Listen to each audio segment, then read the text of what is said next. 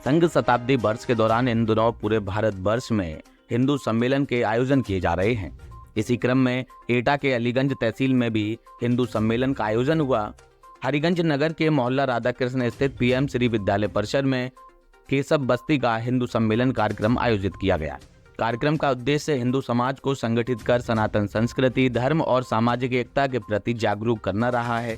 सम्मेलन में बड़ी संख्या में केशव बस्ती के लोगों ने भाग लिया।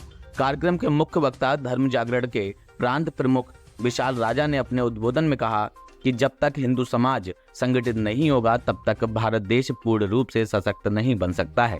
आज आवश्यकता है कि हम सभी अपनी संस्कृति, परंपराओं और धर्म की रक्षा के लिए एकजुट हो जाएं। उन्होंने युवाओं से सामाजिक दायित्व निभाने और राष्ट्र के हित में सक्रिय भूमिका निभाने का आह्वान किया है। उन्होंने कहा है कि हिंदुओं पर मुगलों ने जब अत्याचार किया था तब ये नहीं पूछा गया था कि कौन हिंदू है या बौद्ध है या फिर जैन है, बल्कि इस्लाम कबूल न करने पर प्रत्येक हिंदू पर अत्याचार किया गया। भारत के अस्तित्व और भारतीय संस्कृति को बचाने के लिए सभी को एक होना पड़ेगा, फिर चाहे वह हिंदू हो, जैन हो या फिर बौद्ध समुदाय का हो। सभी को एकजुट होकर जातिवाद और भेदभाव छोड़कर एक पटल पर चलना होगा, तभी भारत देश संगठित होगा। कार्यक्रम में पहुंची अखिल भारतीय विद्यार्थी परिषद की पूर्व प्रांतीय मंत्री गौरी दुबे ने कहा कि युवा शक्ति ही समाज की दिशा और दशा बदल सकती है। आज का युवा यदि अपनी संस्कृति और धर्म के प्रति जागरूक हो जाए तो कोई भी शक्ति राष्ट्र को कमजोर नहीं कर सकती है। उन्होंने छात्र छात्राओं से चरित्र निर्माण, सेवा और संगठन के माध्यम से समाज को सशक्त बनाने की बात कही है। कार्यक्रम का समापन भारत माता की आरती के साथ किया गया, जिसके बाद वहां उपस्थित लोगों में प्रसाद भी वितरण किया गया है। विजेता न्यूज के लिए एटा से दिलीप सिंह की रिपोर्ट।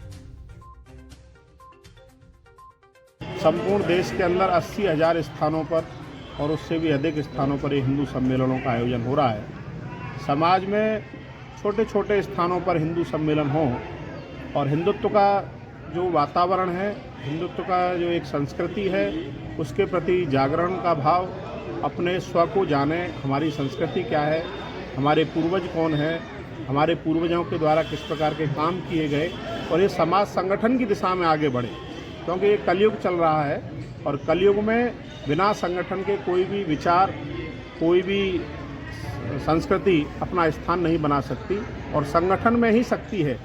इस प्रकार से ये हिंदुत्व का वातावरण और इसके माध्यम से पंच परिवर्तन का जो विषय है, ये समाज के अंदर अपने नागरिक कर्तव्यों को लोग पहचाने कि हम जिस देश के नागरिक हैं, हमारे कर्तव्य क्या बनते हैं, उसके लिए यहाँ से विचार दिया गया। सामाजिक समरसता का वातावरण बने, संपूर्ण हिंदू समाज अपना समाज है, कोई भी जातिगत आधार पर ये भेदभाव न हो। समाज के अंदर आज जातियों के आधार पर जिस प्रकार से तोड़ने का काम चल रहा है, ये सभी जातियां का एक सामूहिक पहचान है, वो है हिंदू, और हिंदू कोई हम आज से नहीं है। उसके लिए कभी कभी लोग बोल भी देते हैं कि ये जो है हमारे धर्म ग्रंथों में ऐसा नहीं है। तो बृहस्पति आगम में उसका एक श्लोक आता है, हिमालय समारभ्यम यावद हिंदू सरोवरम तम देव निर्मितम देशम हिंदुस्तानम प्रशस्यते। तो ये हिंदुस्तान शब्द, हिंदू शब्द, ये बहुत प्राचीन शब्द है और किसी कालखंड में हम सबको सामूहिक पहचान के लिए इसका प्रयोग किया गया। हिंदुस्तान, भारतवर्ष, इस प्रकार का ये हमारा विषय है। और तीसरा विचार है स्वदेशी का विचार, और चौथा उसके अंदर पर्यावरण का संरक्षण और कुटुंब का प्रबोधन। देखिए, सम्मेलन की अगर बात करें तो इससे पहले अलीगंज में आज जो बैनर लगाए हुए हैं, कई जगह पोस्टर लगाए गए हैं, तो वहाँ अलीगंज की जगह हरिगंज किया गया है। इसके क्या मायने लिए जाए? देखिए, भारत के अंदर जितने भी ये मुगल काल के अंदर नाम आए तो कहीं ना कहीं वो हम पर थोपे गए। हमारी जो मूल पहचान है, हम तो कहते हैं कंकड़ कंकड़ शंकर है, सब जगह भगवान हरि का निवास है। तो अलीगंज कोई हमारा नाम तो है नहीं, ये कहीं ना कहीं मुगल काल में हम पर थोपा गया है। और यहाँ के आम जनमानस में ये भाव है कि हमारा जो प्राचीन नाम है, पुराना नाम है हरिगंज, वो हमको पुनः मिलना चाहिए। तो ये जन भावनाएँ हैं, उनका सम्मान सबको करना चाहिए। तो क्या लगता है ये सम्मेलन के माध्यम से अलीगंज का नाम बदलकर हरिगंज किया जाए, ये मांग भी है माध्यम से? ये तो जन भावनाएँ हैं। सरकार और जो बदलने वाले लोग इस काम में जो है वो जन भावनाओं को समझ करके और उचित इसके लिए प्रबंधन करेंगे और भविष्य में इसके सकारात्मक परिणाम भी आएंगे।